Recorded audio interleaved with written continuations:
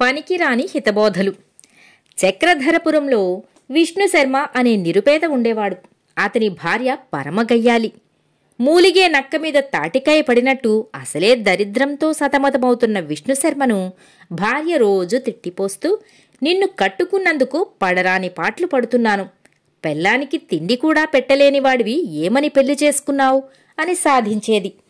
భార్య అన్న మాటలలో నిజం ఉన్నదని గ్రహించి విష్ణుశర్మ ఎవ్వరినీ నిందించటానికి లేక జీవితం మీద వైరాగ్యం పుట్టి భార్యకు చెప్పకుండా ఇల్లు వదిలిపెట్టి సన్యాసం పుచ్చుకున్నాడు. సంసారి జీవితం కన్నా సన్యాసి జీవితం సుఖమైనదని విష్ణుశర్మ గ్రహించాడు. దొరికినది తినటమో కళ్ళు మూసుకొని కూర్చోవటమో తప్ప సన్యాసికి ఏ బాధ్యత లేదు.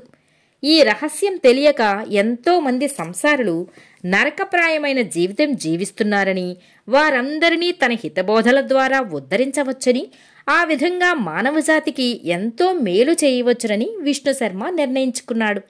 అతను శ్రీపురం అనే గ్రామం వస్తూనే ఒక ఇంటి ముందు అనేక మంది మనుషులు బారుగా నిలబడి ఉండటం చూసి, నిలుచున్న వారిని ఎందుకు నిలుచున్నారు అని అడిగాడు. ఈ ఇల్లు సుబ్బిశెట్టిగారనే వడ్డీ వ్యాపారిది.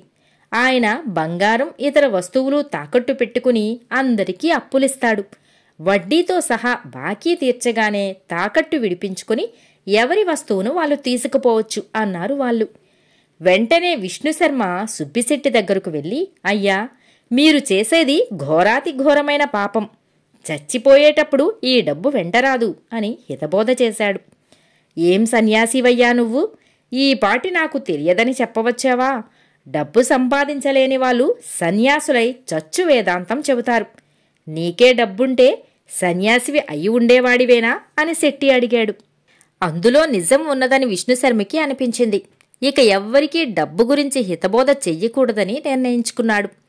మర్నాడు అతను ధర్మపురి చేరుకుని అక్కడ నది ఒడ్డున దిగులుగా కూర్చుని ఉన్న ఒక మనిషిని చూసి అతని విచారానికి కారణం అడిగాడు.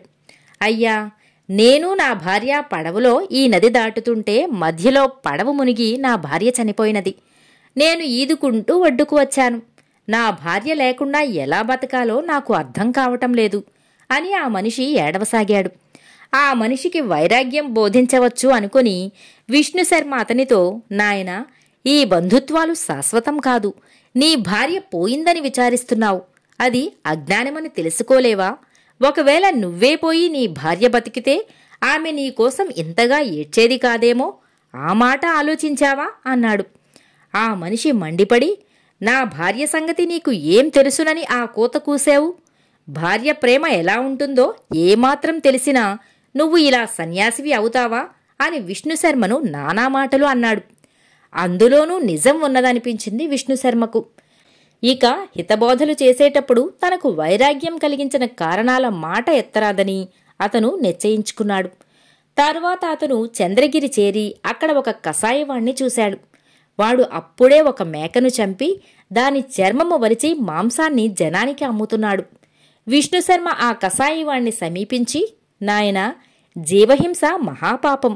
నువ్వు ఈ మేకను చంపి దాని మాంసం అమ్ముతున్నావు. దీని ఫలితంగా వచ్చే జన్మలో భగవంతుడు నిన్ను మేకగా పుట్టించి, ఈ మేకను కసాయివాడిగా పుట్టించి, ఇప్పుడు నువ్వు మేకని చేసినట్టే దానిచేత నిన్ను చేయిస్తాడు అన్నాడు.